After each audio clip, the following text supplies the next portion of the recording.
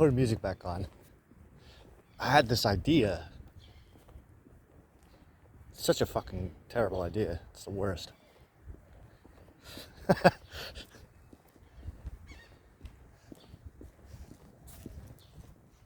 So I'm doing what I said I was going to do earlier, and I'm recording on the new phone first, and then going to the older phone. My alarms tell me that they're turned off, even though I never turned them off. But I'm going to trust them that they're not going to bother me doing this, because I'm tired of getting fucking disturbed in between recording myself.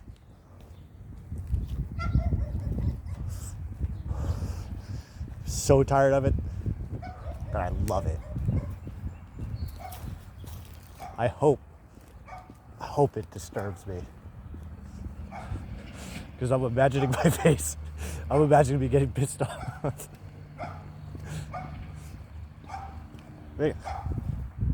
So I went home after that recording and I started uploading those videos, and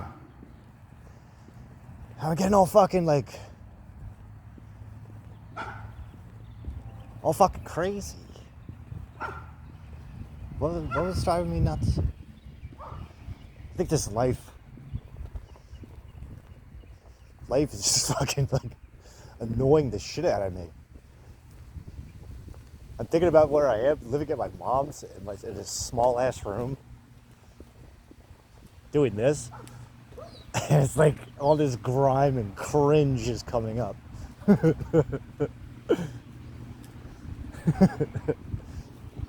Yeah.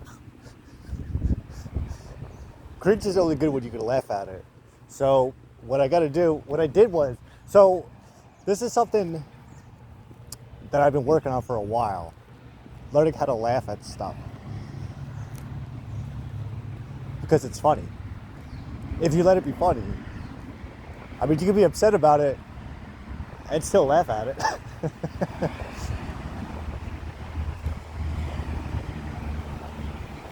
Of course, this is how things would have to be. So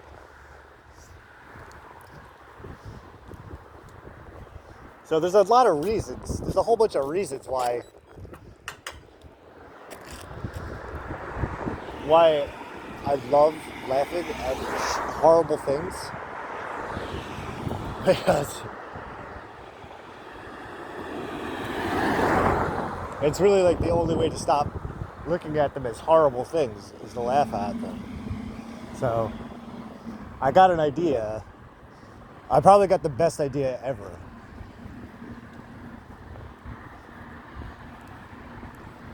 And because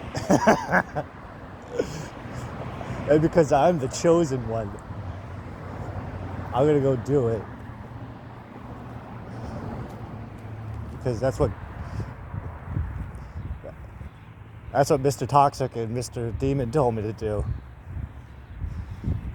Because I was I went home and I was finishing up. I had 2 hours left of the book Secrets of Shambhala, which is the third part of the Celestine Prophecy series, which lays out a fucking roadmap for a spiritual awakening, which doesn't make any sense. Fuck.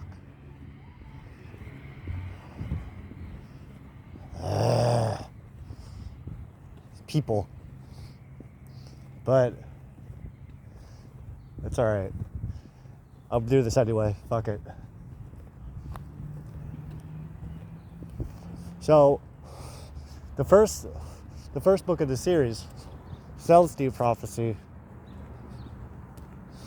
A friend of mine turned me on to it because she shared a passage of it in this group that we were in together. And in it, the part that she shared was an idea that I had. Like when people say about raising your vibration, shit like that, I started thinking about it a long time ago, and I'm like, I wonder if you can get yourself to vibrate outside the visible spectrum of light, and people wouldn't be able to see you. You'd like literally be able to be invisible. When I was a kid, one of my dreams, one of my missions, one of my ambitions in life was to learn invisibility so that I could rob people, rape people, steal things, and just do whatever the fuck I wanted. Because I had this cool vision in my head. I used to love watching that movie play out, of having this superpower where I could stop time and everything around me stops except for me. I forgot about that.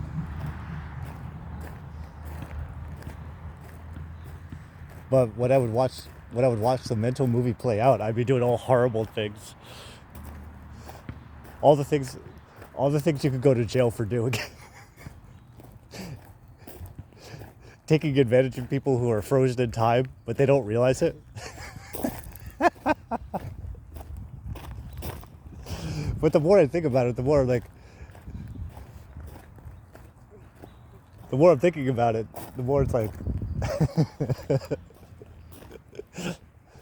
I'm fucking demented. But also, like, the idea of being invisible and just scaring the shit out of people, just doing whatever the fuck you want, because nobody can see you doing it. And what are the drawbacks from it? All that power going to your head and doing horrible things with it. But why am I bringing this up? Because I'm doing an experiment of laughing at things that shouldn't be laughed at. Because by laughing at it, you're taking the power away from it. And you're not making it as like terrible as it was, because now it's funny. And you're looking at it from a different perspective. Why is that funny?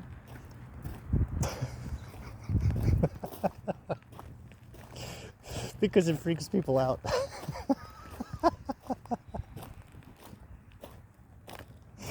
Because I'm watching in my head this movie of people watching this thinking about everything I'm saying and the horrible images that's coming to their minds and all the cringe that they're feeling. Like, I can barely watch this. This is the most horrible thing I've ever seen in my life.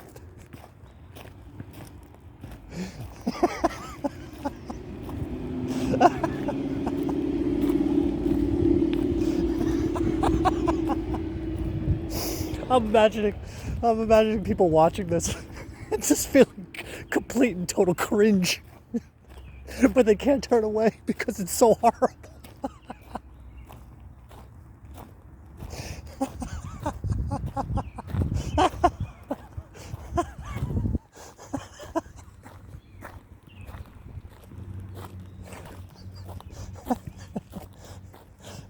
Oh, because I get off on being an asshole. I love laughing at myself because my jokes are the funniest. And this isn't even a joke.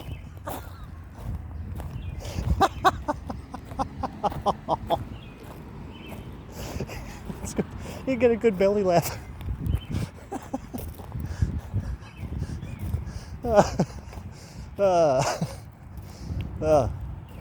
Right now, in my head, I'm just watching all of the struggles and pain in the world. People dying, people going to war, people having to... child labor.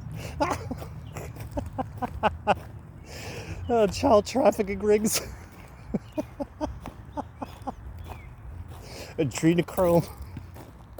People drinking baby blood because it's so delicious from all the adrenaline fear.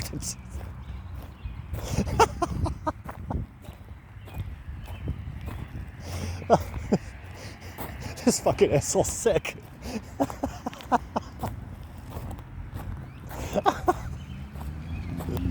Oh god, this is the worst thing I've ever done.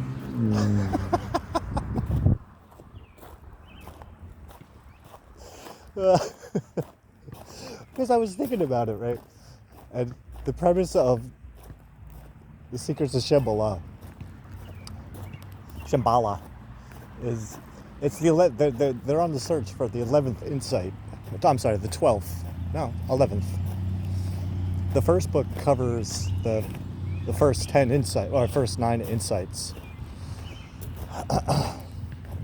Because you can't see the second one until you can see the first one. You can't see the third one until you see the first and the second. Because they build off of each other. And it starts painting this like this image, this kind of roadmap of elevating one's conscious awareness of their surroundings and tapping into an aspect of reality that you can't see or perceive necessarily with the regular senses. You have to you have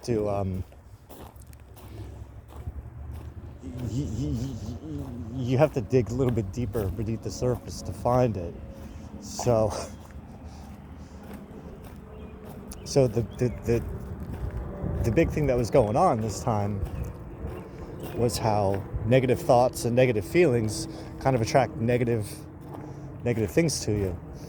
But and I get it, like those are facts. Like if you think bad things, then yeah, bad things are going to continue to happen because you're going to start looking at everything like it's bad, even when it's good, which is good. So as I'm listening to all this stuff, as I'm listening to this book, like all of these scenarios are playing through my head. And then finally, like the main characters, they're in this massive struggle. And it started making me laugh because I'm like, these guys don't get it. They don't see it. But I see it.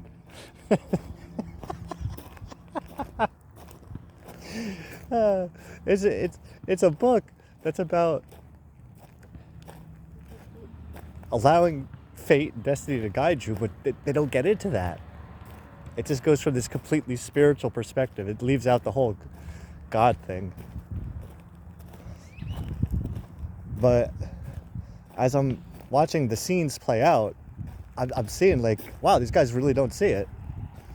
Which means that the author probably didn't see it either, which is that everything was guiding everybody into what the situation that they needed to be into so that they can have the experiences that they had, so that they could make sense of the insights that were trying to present themselves to them, but because they were being so goddamn stubborn about it, everything just seemed like a goddamn nightmare.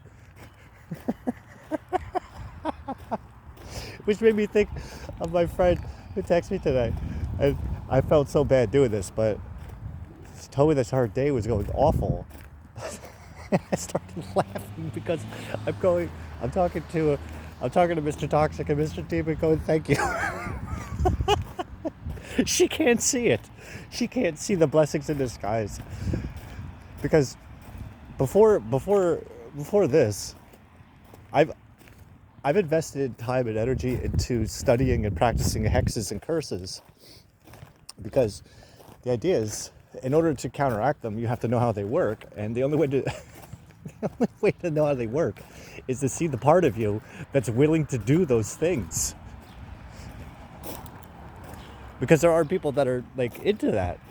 They'll cast curses and hexes and all manner of horrible magic, but what they're not grasping is that they're being used by the same darkness that they think that they're using, because they don't realize that there's a higher intelligence behind it.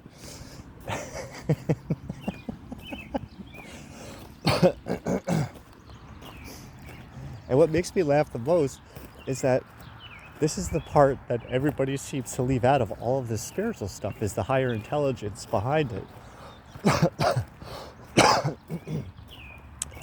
So what you have to like start recognizing is like, okay, so something's going on right now that's beyond my comprehension. So what that means I'm not smart enough to understand it, which means that but I will be eventually, as long as I keep on investing the time and energy into trying to understand it, which means that there is a higher intelligence that I'm trying to achieve, which means that there's a higher intelligence above me that probably is looking at me the same way that I'm looking at it, going, what the fuck is this? What the fuck do you mean somebody could see me? Thought I was hidden. But the biggest takeaway from studying curses and hexes and black magic is that when you really start to apply some basic principles of thought, of metaphysical thought, it's like, okay, well, it's not really a curse. This curse that you just put on me isn't really a curse. That's why when I want to put a curse on someone or a hex on someone, I put it on myself first. Because by putting it on myself, I got to clear my own karma. So I'm thinking about my lady friend, and the horrible day that she's probably having. I feel so bad for her. I wish I could give her a hug. And you go, it's okay, baby doll.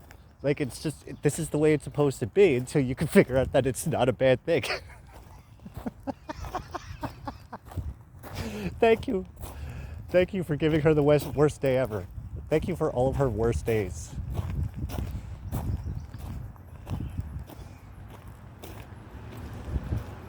Because the thing with the worst days, the best part about having a bad day is the good day that comes after it. So then I started thinking about, I haven't seen my son in 5 years, so I'm starting to think about that. I'm laughing my head.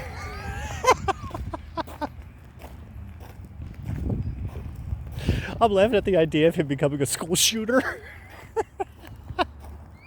And then like 2 minutes later in the book, they go through all these temples, and in one of the temples is a kid with a gun.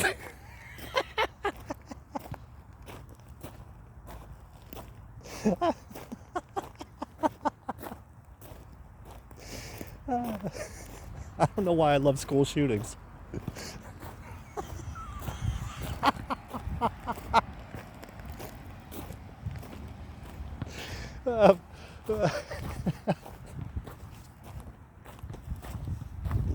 How is this asshole laughing at this shit?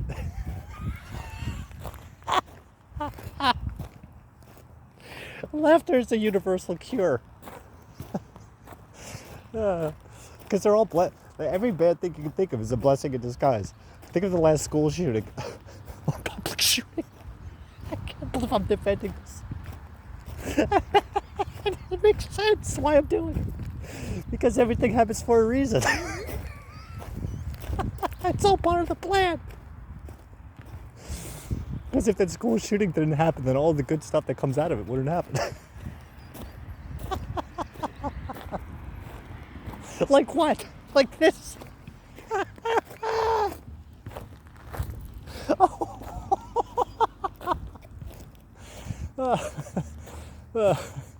We can all laugh at a terrorist dying, but we can't laugh at a couple kids dying.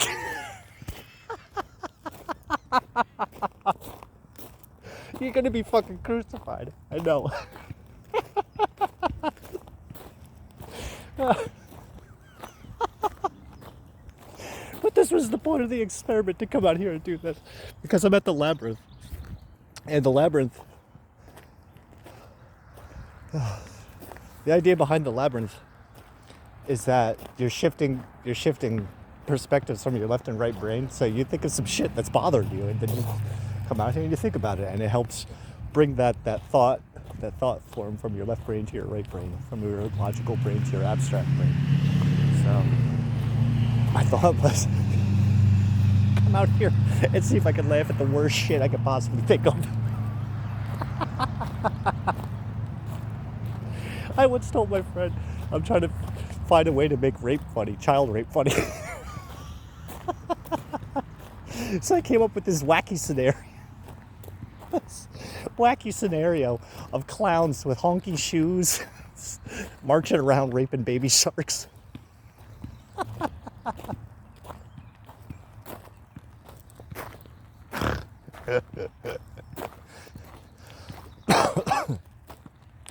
The inspiration for that was this movie called A Serbian Film. It's fucked up, but in the movie, there's like this pregnant porn going on, and this guy's having sex with this pregnant lady while she's giving birth. And then he takes the baby. And then he fucks it to death. The squeals The squeals are so... Oh my god. That scene's only in the uncut version. And then the director, newborn porn!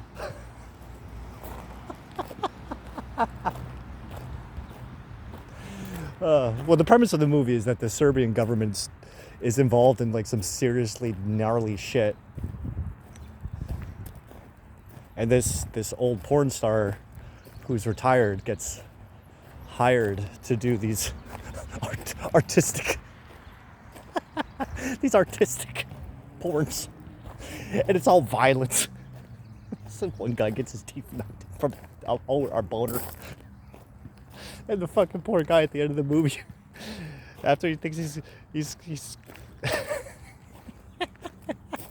he's gonna fuck this little body that's under a blanket. After he comes, he takes the fucking blanket off and it's his dead son.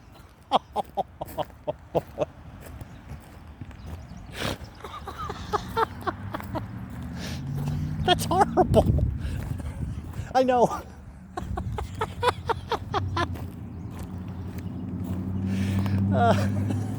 What makes me laugh about that shit the most is that shit really happens and nobody gives a fuck. They'd rather keep it out of their heads. But I gotta live with it. It reminds me of that John Podesta clip I was talking about earlier, where he's torturing a kid for fucking the squeals. It's like a little piggy.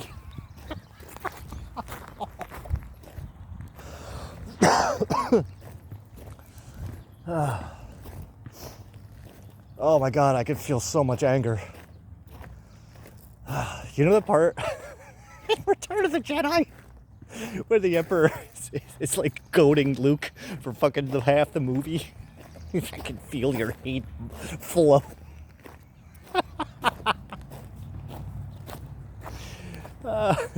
Well, the thing that's making me laugh about it most, the part that's making me laugh about it most, is that everything inside of me is everything that's inside of you. So you're just as much of a piece of shit as I am. You're just too afraid to admit it to yourself.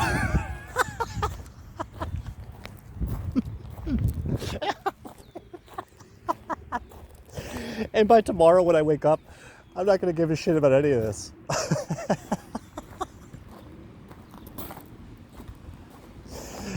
Because I will have passed whatever demon it is that's whatever dark entity that's fueling this, that's sitting at the very back of this, that's going to come up probably before the end of the next one, is now infecting the internet. I had this great idea today that all of the darkness that I'm putting on here is going to eventually break the internet. Like literally. And it's not going to work anymore. And everyone's going to lose their internet.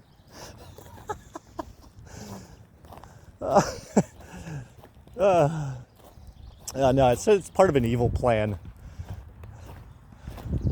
Well, consider, good is considered evil to the evildoer who considers himself a good guy. I may as well start by calling it evil. Well, see, because we're hooked up to a Wi-Fi, right? Which means that my consciousness, all of my fucked up thoughts and all the fucked up demons and spirits that are in me are now floating throughout the Wi-Fi network of the world. Which means that my consciousness is infecting the global web. Now listen, I can't say for sure that that's going to work, but I have been practicing and studying magic and metaphysics for long enough to realize that I'm not entirely wrong.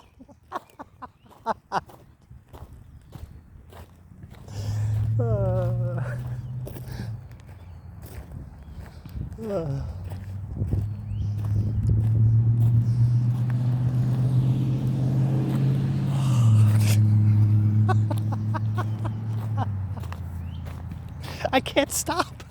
It's too funny.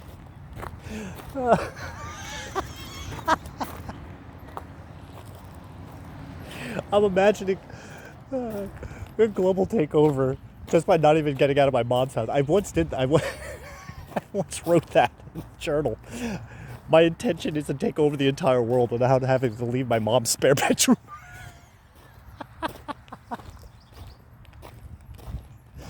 Because nobody's paying attention.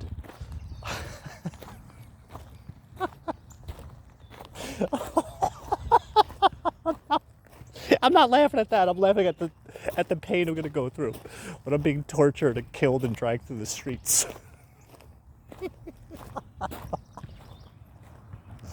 Oh, when I get turned into a fucking toasted pincushion.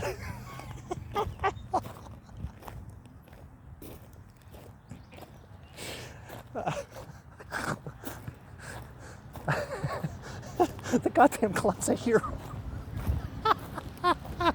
There's gonna be assholes that are like, yes.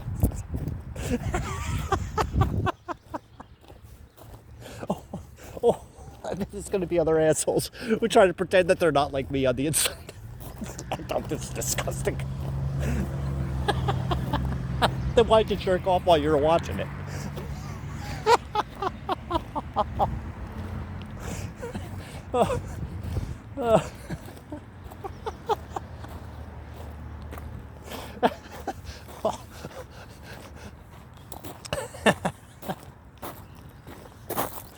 What are you supposed to do with this? You tell me. With all this stuff that goes on in the world and all this shit that we pump our heads full of, like, what are you supposed to do with it? Be the catalyst for change. I am. That's what I'm doing right now. At least I'm doing something, asshole.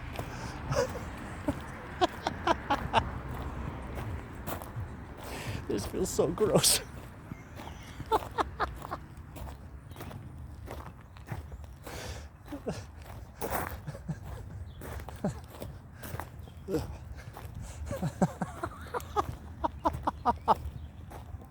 Laughing feels so much better.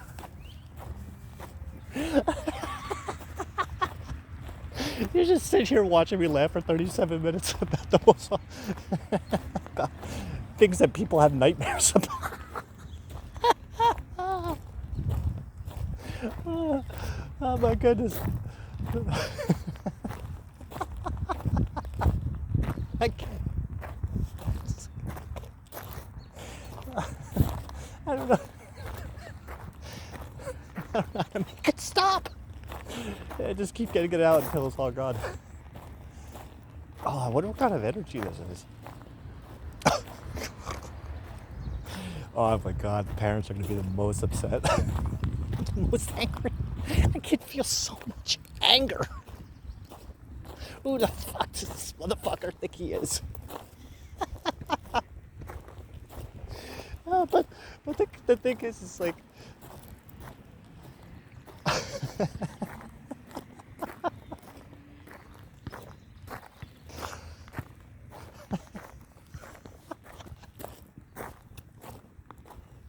The song played.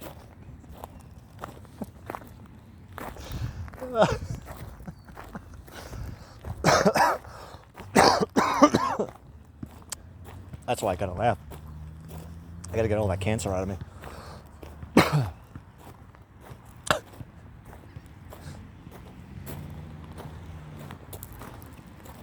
How often do you let yourself have a good belly laugh? Maybe the reason you haven't had a good belly laugh is because you haven't had anything really good to laugh at. Little babies being thrown around like softballs, getting smacked with bats.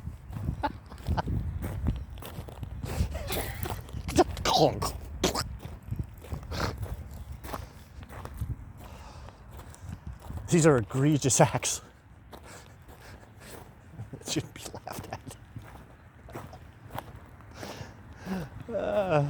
I'm turning this sacred spot into a portal for hell.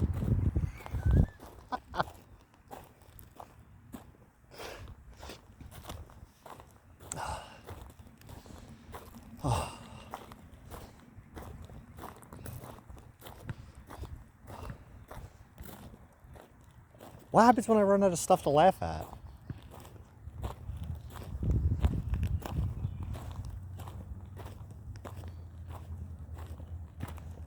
Good bad luck when you're being judged. I'm being judged right now. I'm judging myself. Like, that was disgusting. I can't believe you laughed about those things. I can't believe you talked about those things. I then laughed about it. Any regrets on it? No, thank you. I'm so grateful that I was actually able to find like humor out of it.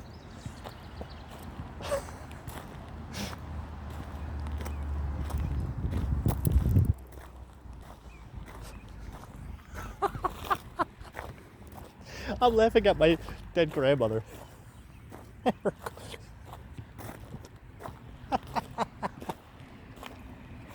She's so angry.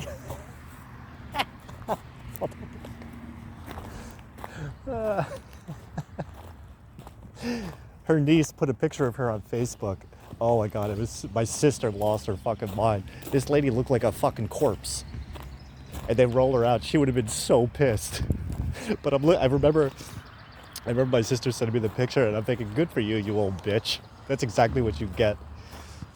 I told you to turn the TV off and sit in your thoughts for a little bit.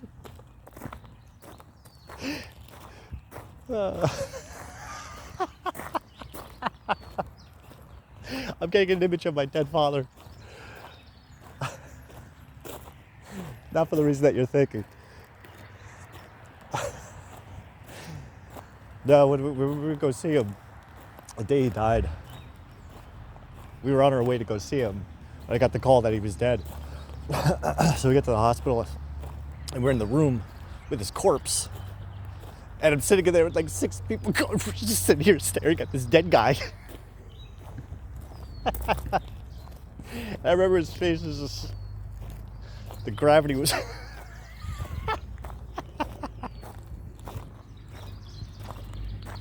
I was going to take a picture of me giving him the middle finger, but I'm like, this isn't appropriate. I'm glad you're dead.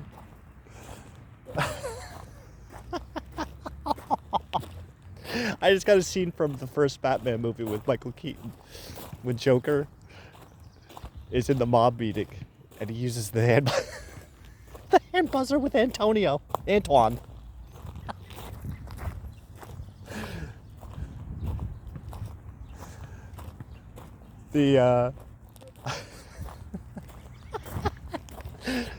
It's a tiny. I'm glad you're dead.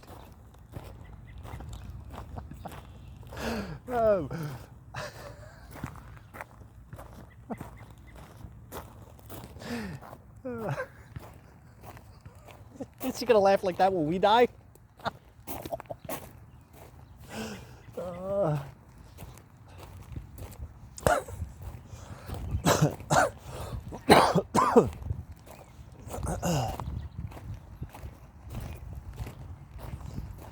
Just let all that blackness out of you. That's what we're doing. That's how you combat the darkness. You have to laugh at it to take the power away from it.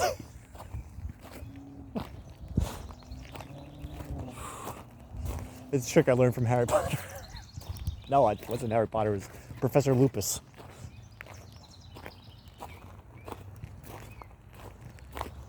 Oh. Says magic isn't real. That felt good. Gosh, a couple more minutes.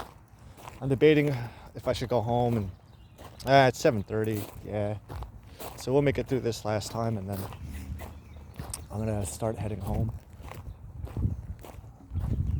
so that I can take my second dose for the day. And my THC gummy. It's part of my job. It's to help me expand my conscious awareness, doing things that are like not normal. Not things that are totally normal, things that aren't weird.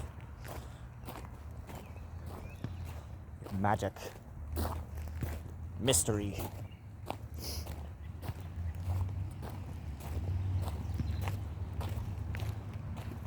But why do those things? So that you can present them to the world in a logical and entertaining sort of way. Oh my god.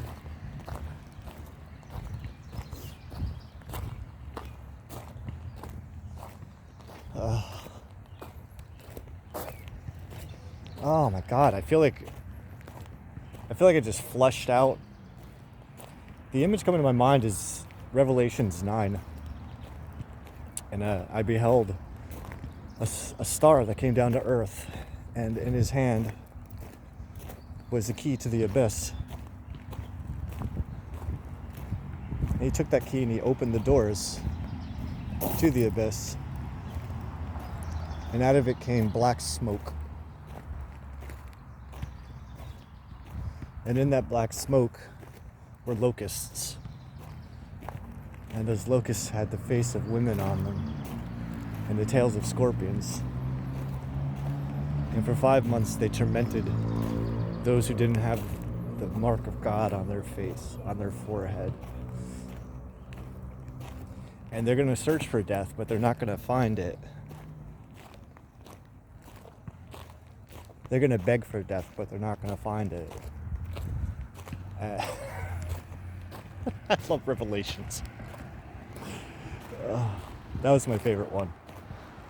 But that's what I'm seeing in my head right now is the doors to the abyss open, and just like all that gunk and garbage just like flushing the fuck out. It's like airing out the vents of a house that you haven't lived in for a while. You have to clear out all the gunk in the vents and get new filters. Always make sure that you have new filters for your HVAC unit, because otherwise you're not going to be breathing the highest quality air that you can